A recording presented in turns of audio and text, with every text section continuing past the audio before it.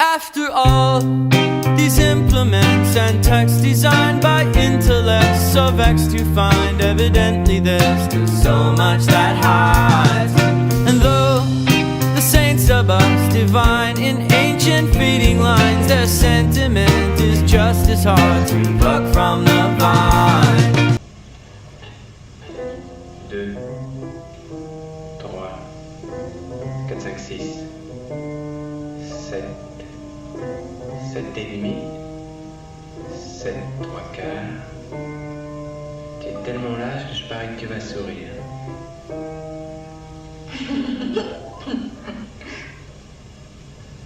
J'en ai plus envie de jouer aujourd'hui.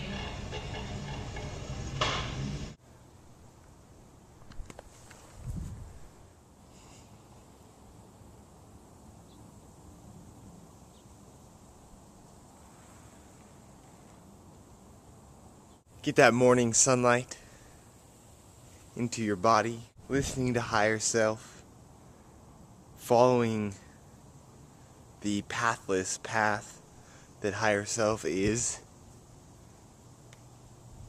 listening to that small voice. More and more, when I don't listen, I feel actually like a visceral reaction. Fear kind of comes up.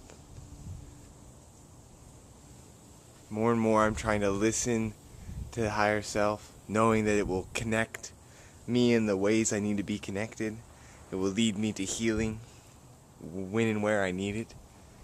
Just trying to follow the path that higher self is guiding, is making through this experience. The path to more and more understanding, the path to more and more compassion, and the path to connections with brothers and sisters. C'est quoi faire la tête? Faire comme ça.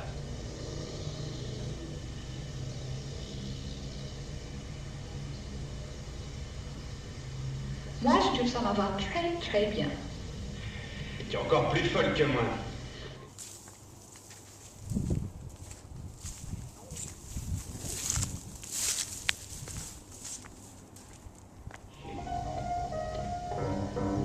Je m'intéresse toujours aux filles qui sont pas faites pour moi. I went to India to see my destiny. And I went to see if I was going to renounce the world and become a sadhu. After waking up 3 years ago and researching and reading the Gita and reading the Bible and having this intense draw toward India and to renouncing the world, my natural predisposition is,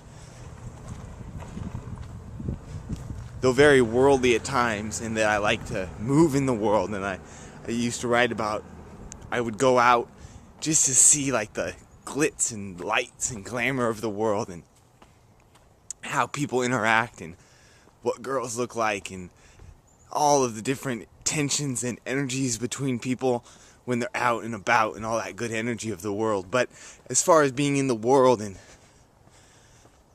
endeavoring to make a name and make money for myself, those ambitions fell away at the same time that I woke up to my spiritual heritage. So one reason that I went to India was to see if I was going to follow that path of renunciation, and I was clearly told and clearly learned on every level of my existence, emotional and physical and intellectual and spiritual, that it was not time for me. It was not time for me to leave the world, that I have to do things in the world, that I have to transmute my own interpretation and perspective of the world by being in it and applying what I know spiritually and what I am every day learning to the world. But I went to see, this is very important, that I went to see the reality of my destiny. I went and lived with sadhus. I went and walked on the Ganga and swam in the Ganga and Om Namah Shivaya. Full in, full power, full experience of the Himalayas, and I went and saw it. I lived it. I put myself in the middle of my dream and determined where I stood, where I was going to move from there, and how. And so I came back. Step into the night.